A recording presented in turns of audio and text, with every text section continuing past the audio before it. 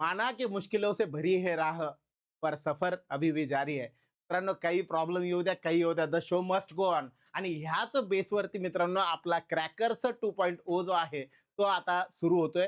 मित्रांनो, RBI assistant प्रीसाठी आपण पहिले काही सेशन्स घेतलेले आहेत. त्यामध्ये क्रॅकर्स 1.0 ही पूर्ण बॅच आपण घेतली. ऑनलाईन फ्री YouTubeवरती होती, ज्याचा बऱ्याच लोकांना फायदा झाला असेल. आणि जे काही आहे त्याच्या कमेंट्स वगैरे पण यायला लागल्या होत्या. सगळं काही सुरळीत चालू होतं. अचानक लेक्चर बंद झालं आणि पुन्हा एकदा विचार केला, की आता लाईव्हमध्ये जावं, पण ते आवाज वगैरे क्लिअर येत नव्हतं. पण दुसऱ्याच क्षणी तो लॅपटॉप आहे तो प्रॉपरली स्टार्ट झाला आणि त्याच्यामध्ये रेकॉर्डेड फॉर्मॅटमध्ये प्रॉपर होतंय. म्हणून ह्या सेशनला रेकॉर्डेड फॉर्मॅटमध्ये अपलोड करतोय. सो पहिलं सेशन असं असेल क्रॅकर्स 2.0 मधलं, की जे रेकॉर्डेड फॉर्मॅटमध्ये देतोय. हे सगळं बघून उद्यापासून आपल्या स्ट्रॅटेजीला आपल्याला सुरुवात करता येईल. आजच्या ऐवजी उद्यावरती सगळं ढकलण्यात मजा नव्हती. कारण अजून पुढचं शेड्यूल ऑलरेडी फिक्स आहे आणि ह्या सगळ्यांमुळं जे आहे त्या गोष्टींमध्ये ॲडजस्ट करून मित्रांनो आपण हे सेशन स्टार्ट करतोय. तो यामध्ये जर मी म्हटलं समजा क्रॅकर्स 2.0 मध्ये नेमकं असणार काय आहे? काही जणांचे प्रश्न होते, सर IBPS क्लर्क असेल, IBPS PO असेल, यांच्यासाठी इंग्लिशचे नेमके टॉपिक कोणते कोणते असणार आहे, नेमके चॅप्टर्स कोणते कोणते असणार आहे, या सगळ्यांबद्दल विशेष चर्चा आज आपण करणार आहोत एकदम डिटेलमध्ये. सगळ्यात पहिल्यांदा आधी आपण जाऊया आरबीआय असिस्टंटकडे. आरबीआय असिस्टंटची जी काही एक्झाम आहे त्या एक्झामसाठी जो सिलेबस आहे, पॅटर्न आहे, कशा पद्धतीने सगळं स्ट्रक्चर चालतं, या सगळ्या गोष्टी आपण पहिल्यांदा समजून घेऊ आणि मग नंतर पुढच्या पार्टकडे आपण जाणार आहोत. ठीक आहे. मग याच्यामध्ये आपल्याला नेमकं काय काय बघायचंय, यामध्ये आपल्याला काही गोष्टी विशेष करून बघायच्या आहे, ज्यामध्ये आपल्याला नेमकं LPT मध्ये काय काय असतं, पूर्ण डिटेल काय असतं ते एकदा समजून घेऊ. पूर्ण स्ट्रक्चर काय काय होतं बघा. साधारण जर मी म्हटलं समजा ओव्हरऑल अप्लाय करणारे जे लोक असतात, साधारण 8 ते 10 लोक ऍप्लिकंट असतात. त्यापैकी 4 ते 5 लाख लोक एक्झामला अपियर करतात.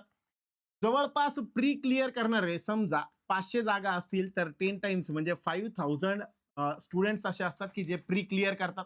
आणि फायनल सिलेक्शन होत असताना इथं शेवटचा मेन्स मधला टप्पा जे फायनल सिलेक्शनचा आहे त्याच्या सोबत आपल्याला LPT सुद्धा असते. यामध्ये 1:3 किंवा 4 चा रेशो बऱ्यापैकी बघायला मिळतो प्रिव्हियस एक्झाम नुसार.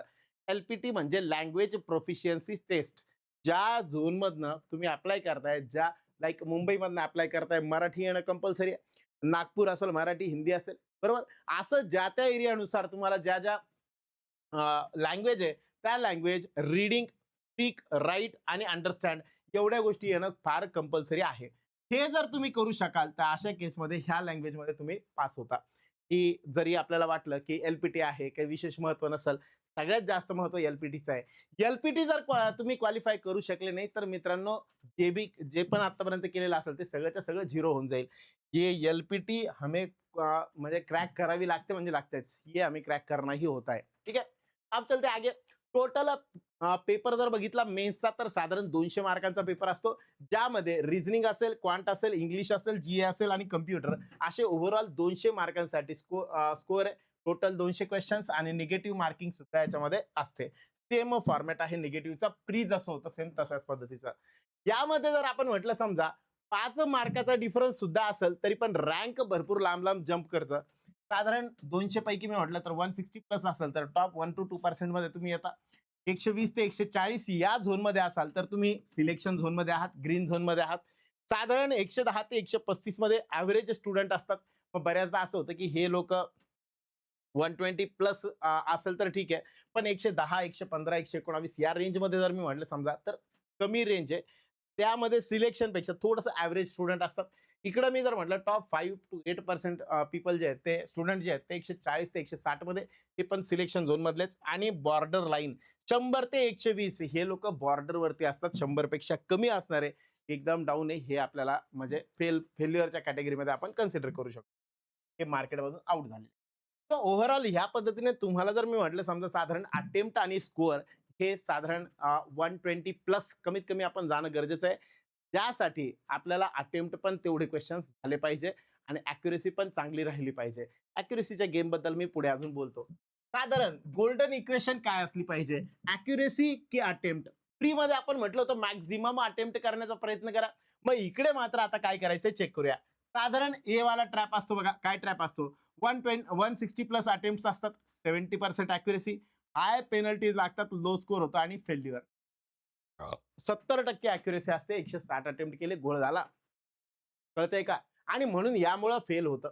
इकडं मी म्हटलं समजा सिनारिओ बी, याच्यामध्ये 130 प्लस अटेम्प्ट केलेले पण 90% अॅक्युरेसी आहे. अशा केसमध्ये तुम्ही 120 प्लस जाण्याचे चान्सेस बनतात ना. अरे येस ऑर नो? आणि म्हणून इकडे सिलेक्शनचे चान्सेस जास्त होतात. मिनिमम पेनल्टी लागतात, हाय स्कोअर आणि chances of selection get increase. म्हणून high attempts without accuracy equals to failure. यामुळं आपल्याला एकच फॉर्म्युला लक्षात ठेवायचा आहे, लेस is more. Less is more एवढाच फॉर्म्युला लक्षात ठेवा, लेस इज मोर. कमीत कमी अटेम्प्ट करणं पण हाय अॅक्युरेसी सोबत अटेम्प्ट करणं, या माध्यमातून आपल्याला काय होईल तर आपल्याला ह्या पद्धतीने मॅक्झिमम स्कोअर जो आहे तो करण्यासाठी मदत होईल. म्हणजे अटेम्प्ट जो आहे तो ठीकठाक अटेम्प्ट असेल तरी चालेल, पण तुम्हाला त्याच्या अगेन्स्ट काय करायचं आहे, अॅक्युरेसी 90%च्या आसपास ठेवायची. ठीक आहे. मग जर मी म्हटलं समजा subject dynamics filters versus rank busters, rank कसे बदलतात आणि फिल्टर्स कसे बदलतात. साधारण जर मी म्हटलं समजा पहिला रिझनिंग आणि क्वांटवाला जो आहे त्याला फिल्टर म्हणतो मी, आणि रँक बूस्ट करणारे जे आहेत तर याच्यामध्ये साधारण मी जीए, कम्प्युटर आणि इंग्लिश, इंग्लिश बद्दल मी डिटेल नंतर बोलणार आहे, म्हणून सध्या या दोन सब्जेक्ट बद्दल बोलतो. मग रँक बुस्टर जर मी म्हटलं इकडे साधारण मॉडरेट टू हाय डिफिकल्टी असते, टाइम कन्झ्युमिंग असतं, सोबत सोबत हेवी पझल्स असतात, आणि सोबत जर मी म्हटलं समजा अनप्रिडिक्टेबल असतं, काय येईल भरोसा नाहीये, बरोबर. त्यानंतर प्रोटेक्ट अॅक्युरेसी, अवॉइड ट्रॅप. इथं तुमचे ट्रॅप वगैरे जे असतात त्याच्यामध्ये अवॉइड नाही व्हायचे. पझल, मामाच्या काकाच्या पापाच्या पोरीचं लग्न आहे आणि मग त्याच्यामध्ये तुम्ही पोहोचले आणि त्या काकाच्या मामाच्या सासऱ्याच्या पोरीच्या लग्नाला तुम्ही गेलेले, मग त्यांचं नातं काय, एवढं कन्फ्युजन करून ठेवणार. एवढं जर मी म्हटलं समजा काय नेमका ट्रॅप आहे आणि मग त्याच्यात तुम्ही म्हणले नाही माझं ब्लड रिलेशन एकदम भारी आहे, मी आतापर्यंत लई भारी सॉल्व्ह केलेलं आहे, मला हे जमलंच पाहिजे, कसं जमत नाही पाहतोच, पाहतोच म्हणलं की संपलंच, ते तुम्हाला पाहणार आहे, बरोबर. आणि म्हणून अशा इगो याच्यामध्ये, इगो ऍटिट्यूड मध्ये वगैरे जाऊ नका. बिनधास्त नाही जमत आहे त्याला सोडून द्या, पुढे निघून जा. ठीक आहे. नेमकं काय करायचं त्याबद्दल पुढे सांगतो. जीए त्यानंतर computer, fast factual one liner questions असतात, high scoring potential, require 6 months of deep current affairs, आणि जर मॅक्झिमाइज स्कोअर तुम्ही करू शकले, कमी वेळेमध्ये तुम्ही मॅक्झिमम अटेम्प्ट करू शकणार आहे. जीए आणि कम्प्युटरमध्ये ते पॉसिबल आहे. कम्प्युटर तर स्टॅटिक वाला पार्ट आहे, फिक्स आहे, ठरलेलं आहे, तेवढ्याच गोष्टी तुम्हाला वाचायच्या त्याच येणार आहे. जीए मध्ये पण सेम त्याच पॅटर्न नुसार तुम्ही जाऊ शकता. 6 महिन्यापासूनच जीए तुम्ही प्रॉपरली करत असणं गरजेचं आहे. बऱ्यापैकी तुमचं जीए आता असेल. उरतो फक्त पार्ट कशाचा, कम्प्युटरचा. रिझनिंगचं वेटेज काय बघा, मिसेलिनियस, कोडिंग आणि ब्लड रिलेशन साधारण 8 ते 10 मार्काला विचारले गेले, सिलॉग 5 ते 7 मार्कला, आणि पझल 20 मार्कांसाठी पझल विचारले गेले. त्यानंतर क्वांटचं अरिथमॅटिक 10 ते 15, 15 ते 20 डी आहे, आणि नंबर सिरीज 5 ते 10 मार्कासाठी. मग जर मी म्हटलं समजा क्वांट आणि रिझनिंग हे दोन्ही पण टाइम कन्झ्युमिंग आहे, सॉल्व्ह करता करता तुम्हाला किती वेळ त्याच्यामध्ये जाईल हे सांगू शकत नाही. सोबतच सोबत मी जर म्हटलं समजा तुम्ही सॉल्व्ह करायला लागले आणि सॉल्व्ह करताना घड्याळीकडे लक्षच गेलं नाही आणि भरपूर वेळ होऊन गेला तरी पण फायद्याचं नाही. ठीक आहे. स्कोअर कमी मिळेल, परत सॉल्व्ह केल्यानंतर कळेल तुमचं जे ऑप्शन आलं होतं ते तो ऑप्शन मध्ये दिलेलंच नाहीये, तुमचं उत्तर आलेलं जे ते ऑप्शन मध्ये दिलेलंच नाही, मग काय करायचं. आणि म्हणून टाइम खूप जास्त कन्झ्युम होईल, विदाउट अॅक्युरेसी होईल, आणि म्हणून थोडंसं इथं हा ट्रॅप बनतो दोघांच्या बाबतीत. मग बुस्टर्स जे असतात त्यामध्ये इंग्लिश येतं, जीए येतं, त्यानंतर कम्प्युटर येतं. मी यांच्याबद्दल डिटेल स्ट्रॅटेजी इंग्लिश बद्दल पुढे बोलणार आहे, सध्या मी जनरल सांगतो.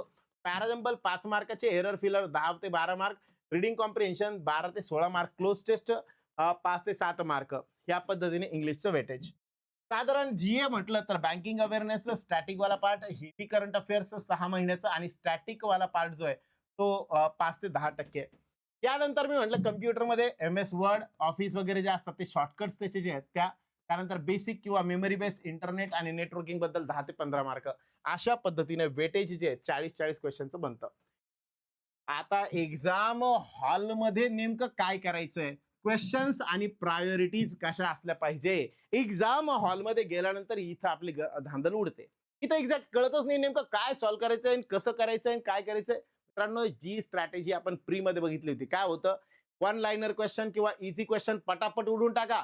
सगळ्यात पहिले काय करायचे, इझी वाले क्वेश्चन उडून टाका, इझी वाले ज्याच्यावर 90-100% आपल्याला जेवढं येतं तेवढं पटापट सॉल्व्ह करा. क्वेश्चन दिसला जमतोय हाना, पुढे चला. ज्या पद्धतीने आपण प्रीमध्ये ठेवलं होतं, लाईक बेसिक वाले इझी क्वेश्चन्स पहिले अटेम्प्ट करायचे, त्यानंतर मॉडरेट क्वेश्चन 70 ते 80% प्रायोरिटी आणि 20 to 30% प्रायोरिटी. मग वेळ उरलाच तर अशा केसमध्ये तुम्ही त्या डिफिकल्ट क्वेश्चनला, हार्ड क्वेश्चनला देऊ शकता. पुन्हा एकदा लक्षात ठेवा, स्किप टफ जे आहे ते बाजूला काढून टाका. इकडे आपली स्ट्रॅटेजी जी असणार आहे ती एकदम सिंपल स्ट्रॅटेजी असायला पाहिजे. आपली स्ट्रॅटेजी हीच असायला पाहिजे की attempt this exam is not about attempting all question but attempting selecting the right question. काय करायचं आपल्याला, अटेम्प्ट नाही करायचे पण सिलेक्टिंग राईट क्वेश्चन्स. काय सिलेक्ट करायचे, राईट जे क्वेश्चन्स असतील ते आपल्याला सिलेक्ट करायचे, एकदम राईट क्वेश्चन. जे आपल्याला वाटले असे क्वेश्चन्स आहे की ते 100% जमताय, समजताय, ते वाले क्वेश्चन फक्त याच्यामध्ये सिलेक्ट करा. ठीक आहे. Selecting right question, choose right question so that your answer will get corrected and accuracy should be maintained. ठीक आहे. तर ह्या दोन पद्धतीने जर तुम्ही जात असाल तर तुम्हाला या ठिकाणी इझी क्वेश्चन पहिले घ्या, मॉडरेट नंतर, त्यानंतर डिफिकल्ट क्वेश्चन. तर मग सिलेक्ट कसे करायचे त्याच्यासाठी वेळ जाईल, बिलकुल नाही. प्रॉपरली त्या ठिकाणी आपण सॉल्व्ह करत असताना आपल्याला लक्षात येतं त्या टाईपचे तुमची प्रॅक्टिस झालेली आहे, त्यानुसार तुम्ही डील करू शकता. Tough early, avoid ego solving. हा, इगोनी सॉल्व्ह करणं अवॉइड करायचं.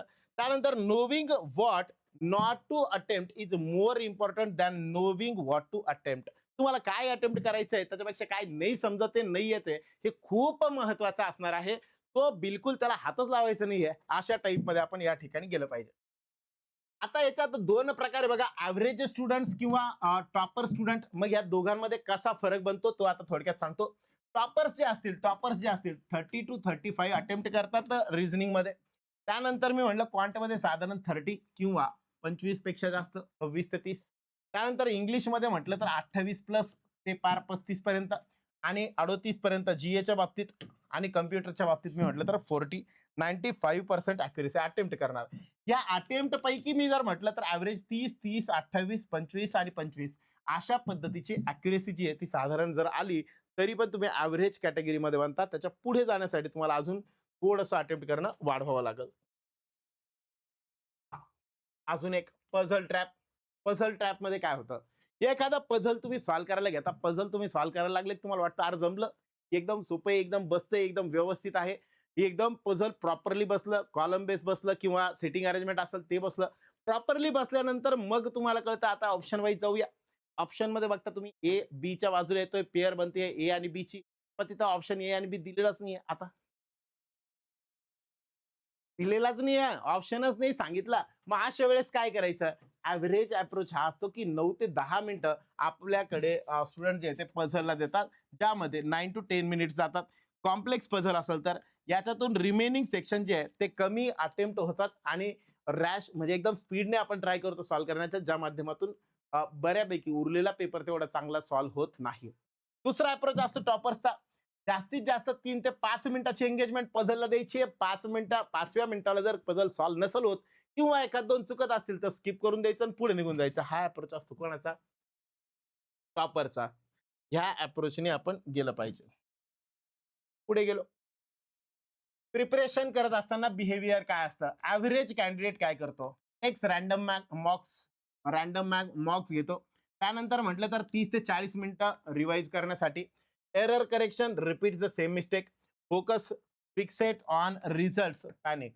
मग स्कोर कमी कमी यायला लागला, मग अजून जास्त पॅनिक होतो. रॅन्डम मार्क्स घेऊ नका. काय करायला पाहिजे, minimum 20 to 30 marks before exam day. 20 ते 30 मार्क आपले झाले पाहिजे, हे टार्गेट तुमच्या डोक्यामध्ये ठेवा. मेन्सच्या हिशोबाने तुम्हाला मार्क द्यायचे आहे, मग त्या हिशोबाने रॅन्डमली सिलेक्ट करण्यापेक्षा एक्झॅक्ट तुम्हाला कोणत्या टाईपचं मटेरियल प्रॉपर वाटतंय त्या पद्धतीच्या एक्झाम डेच्या अगोदर जवळपास 20 ते 30 ज्या मॉक आहेत ते या ठिकाणी देऊन टाका. Analysis time 2 to 3 hours in a deep forensic analysis. सगळे जर जनरली आपण जर बघितलं तर 30 ते 40 मिनिटं देतात अनालिसिसला. इतना टाइम नहीं लगता, उससे ज्यादा टाइम लगता है. 2 to 3 hours हमें लगेंगे, राईट. मग अनालिसिसला वेळ द्या. त्याच्यात तुमच्या चुका काय झाल्या आहेत, कोणत्या चुका आपण वारंवार करत आहोत, मागच्या ह्या मिस्टेक होत्या आणि ह्या टॉपिकच्या मिस्टेक आता पण होत आहे. मग अशा केसमध्ये आपल्या कन्सेप्टमध्ये एक प्रॉब्लेम आहे. मग कन्सेप्टमध्ये प्रॉब्लेम असेल तर त्या कन्सेप्टला कसं डील करता येईल यावर थोडंसं फोकस ठेवा. ठीक आहे. सो या पद्धतीने अनालिसिसचा टाइम वाढवा. Error correction. सो मागच्या पार्टमध्ये तुमचे काय एरर बनतायत? इंग्लिश मधले एरर नाहीये. Error correction. मागच्या तुमच्या काय चुकल्या होत्या? एक चूक जर पुन्हा पुन्हा होत असेल, एकाच दगडावर परत परत आदळतो तो सगळ्यात मोठा मूर्ख. त्यामुळं एकाच दगडावर परत परत आदळू नका. एक चूक पुन्हा पुन्हा करू नका. जर मागच्या वेळेस ते चुकलं असेल, तर ह्या वेळेस ते बरोबर यायला पाहिजे, राइट? आणि म्हणून ह्या टाइपमध्ये जुन्या चुका ज्या असतील त्यांना दुरुस्त करा. Focus entirely on the process. पूर्णच्या पूर्ण कन्सिस्टन्सीनी फोकस करा. नेमकं प्रोसेस काय काय होते, तुम्ही कशा पद्धतीने डील करायचंय, या सगळ्या गोष्टींवरती बेस जे आहे ते काम करा. म्हणजे तुम्हाला याच्यातून अजून काही गोष्टी दिसतील की असेल टॉप. कळलं का रे बाळांनो? अरे सुनो. आता पुढे four fatal traps to avoid. ह्या गोष्टी शक्यतो आपण ओव्हरऑल सगळ्या सब्जेक्टच्या बाबतीत आपण अवॉइड करायला पाहिजे. मग काय अवॉइड करायला पाहिजे? सगळ्यात पहिल्यांदा destroy your accuracy and incurs heavy negative marking. तुमची जी अॅक्युरेसी आहे त्या अॅक्युरेसी मध्ये बऱ्याचदा आपण काय करतो की 90% अॅक्युरेसी म्हणून जास्त अटेम्प्ट करतो. ते वाला करू नका. हा एक ट्रॅप आहे. प्रत्येकाला असं वाटतं.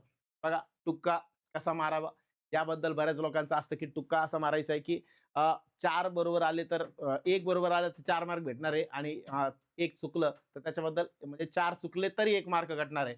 मग अशा हिशोबाने जर म्हटलं समजा स्ट्रॅटेजी असते. मग ह्या पद्धतीने काम करतात, डील करतात. पण मित्रांनो असं नाहीये ते. हाय पेनल्टी लागतात आणि हाय पेनल्टीमुळे जे तर भरपूर जण इथं ट्रॅपमध्ये अडकतात. दुसरा ट्रॅप इग्नोरिंग जनरल अवेअरनेसला इग्नोर केलं जातं. ते कधीही करू नका. कारण ते वन लाईनर आहे. एक तर येतं नाही तर येत नाही. दुसरं मॉक अनालिसिस. मॉकचे अनालिसिस विदाउट 2-3 अवर्स पेक्षा कमी वेळ घ्यायचाच नाही. आणि इगो सॉल्विंग. बऱ्याचदा असं होतं की एखाद्या ट्रॅपमध्ये अडकतो आणि आपण म्हणतो कसं सुटत नाही पाहतोच. मग ते पाहतोच म्हणलं तिथं मेलच. ठीक आहे. तर तो इगो बनू देऊ नका. मला तुम्हाला इथं साध्या पद्धतीने सांगायचं झालं तर तुम्ही मॉक टेस्टमध्ये सॉल्व्ह करत असताना एखादी गोष्ट तुम्हाला खूप इझी जाते. पण एक्झाममध्ये त्याच केसमध्ये तुम्ही अडकू पण शकता. की डोक्यामध्ये थोडंसं ठेवा. ज्या पद्धतीने आपल्याला काय करता येईल, काम करता येईल. ठीक आहे. पुढे गेलो.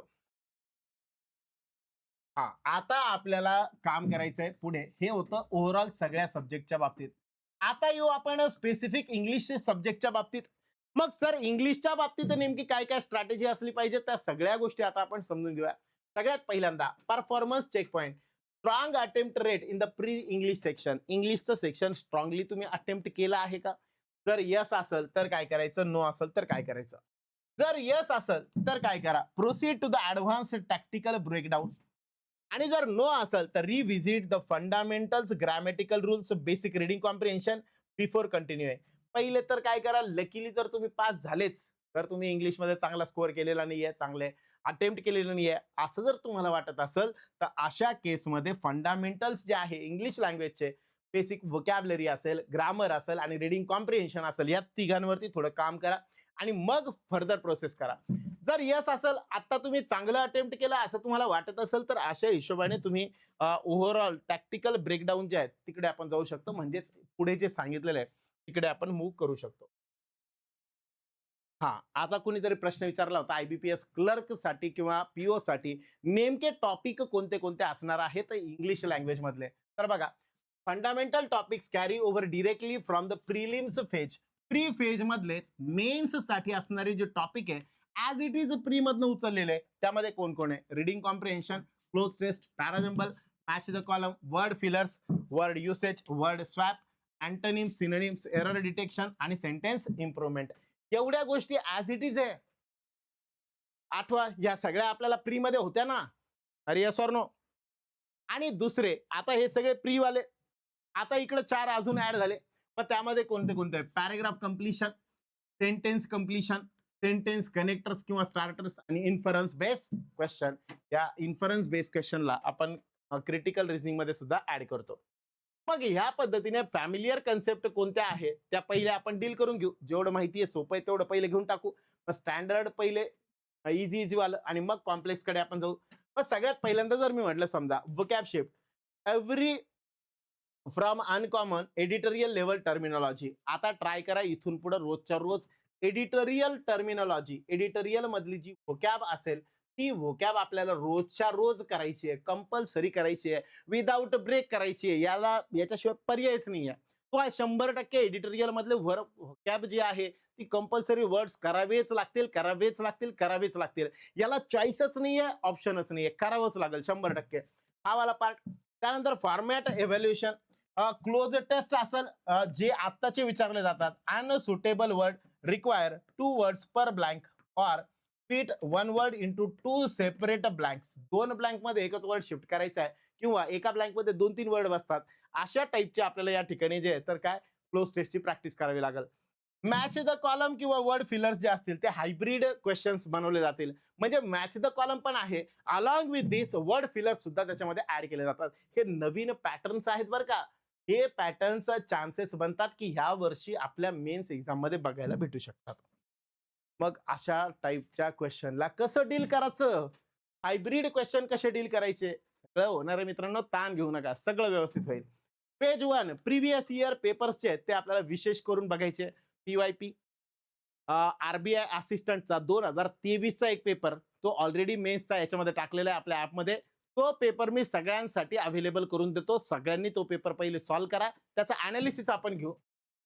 दुसरं पहिल्या पेजमध्ये, दुसऱ्या पेजमध्ये topic wise practice, isolate and drill specific format, mains level error detection, mains level cloze test, mains लेवलचे parajumble plus vocabulary, parajumble plus word swapping, असे वेगवेगळे जे काही क्वेश्चन्स आहे ते मिक्स वाले याची प्रॅक्टिस आपल्याला करायची. आणि mock paper synthesize skills under strict limited timed condition. Particular time घ्या आणि त्या टाइम मध्ये हे सॉल्व्ह करण्याचा प्रयत्न करा. ह्या पद्धतीने तुम्ही जर केलं तर नक्कीच 100% 101% तुम्हाला फायदा होईल. चल, primary target RBI assistant mains साठी सगळ्यात महत्वाचं टार्गेट लास्ट हेल्ड इन 2023 मध्ये पेपर झालेला आहे. त्या पेपरला आपण विशेष करून कन्सिडर करू. त्या सोबत सोबत मी म्हणेन आयबीपीएस क्लर्क मेन्सचे पेपर, एसबीआय क्लर्कचे मेन्सचे पेपर आणि आरआरबी क्लर्क मेन्सचे पेपर, हे पेपर आपल्याला अटेम्प्ट करणं, सॉल्व्ह करणं आणि त्यांची प्रॅक्टिस करणं अत्यंत महत्वाचं बनेल. कारण ह्या पेपरमध्ये जे पॅटर्न्स बनतात त्याच लेव्हलचे क्वेश्चन इकडे बघायला भेटतील. Supplemental targets to build a robust defense. Candidate must analyze mains papers from parallel examination. Side by side अजून कोणते पेपर होत आहेत ते पण बघा आणि त्या पेपरला सुद्धा सॉल्व्ह करण्याचा प्रयत्न करा. पुढे आलो. मग याच्यामध्ये नेमकं काय करायला पाहिजे? 6 hours a week, रोजच्या रोज आपल्याला एवढ्या गोष्टी करायच्या. या सोबत सोबत मित्रांनो एक छोटीशी अनाउन्समेंट सुद्धा करणार आहे की तुमचे जे लेक्चर्स असतील, लेक्चर्स जे असतील, सध्या होणारे जे लेक्चर्स आहे, सध्याचे चालू असलेले जे लेक्चर्स आहे, यामध्ये जर आपण बघितलं तर सगळ्यात विशेष पद्धतीने जर मी म्हटलं समजा सध्या 9 PM हा एक आपला टाइम आहे, ज्यामध्ये आपण आरबीआय असिस्टंट मेन्स साठी काम करूया. अँड फ्रॉम मंडे याचं पूर्ण शेड्यूल तुम्हाला भेटेल. मंडे पासून आपण अजून एक गोष्ट करणार आहोत, ज्याबद्दल तुम्हाला अजून एका छोट्या व्हिडिओच्या माध्यमातून या गोष्टीबद्दल सांगतो. ठीक आहे. सध्या मी म्हणाल सध्या फक्त क्रॅकर्स 2.0 रोज संध्याकाळी 9 वाजता, रात्री 9 वाजता कंपल्सरी आपल्याला अटेम्प्ट करायचं आहे. मग ही सर आरबीआय साठीच आहे का? बिलकुल नाही आहे. आरबीआय असेल, आयबीपीएस क्लर्क असेल, त्याच्यानंतर आयबीपीएस पीओ असेल, त्याच्यानंतर मी म्हटलं समजा आयबीपीएस क्लर्क, आयबीपीएस पीओ, त्यानंतर एसबीआय पीओ आणि या सोबत सोबत एएफओ यासारख्या एक्झाम साठी जे इंग्लिश लागतं, इंग्लिश, या इंग्लिशची तयारी आपण या माध्यमात करू. मॅक्झिमम ही थोडीशी लेवल जास्त असेल, मेन्सच्या पद्धतीची लेवल असेल. मजा येईल तुम्हाला सगळ्यांना सॉल्व्ह करायला. आणि उद्याच्या पार्टमध्ये 2023चा जो पेपर आहे मेन्सचा तो पेपर आपण डिस्कस करणार आहोत. ठीक आहे, चालेल. तो उर्वरित पुढील भागात good day to all of you. आणि तुम्हाला ते लाईव्ह मध्ये घेता नाही आलं म्हणून तुम्हाला रेकॉर्डेड फॉर्मॅटमध्ये देतोय. टेन्शन घेऊ नका. लेक्चर पुन्हा पुन्हा बघून घ्या, 2दा-3दा. जेव्हा वाटतंय की नाही सरांसोबत बोलायचं आहे तर अशा केसमध्ये कमेंट करा, मी कमेंट करून रिप्लाय देऊन टाकेल. चालेल. सो उर्वरित पुढील भागात good night to all of you. अरे good night, good night, good night.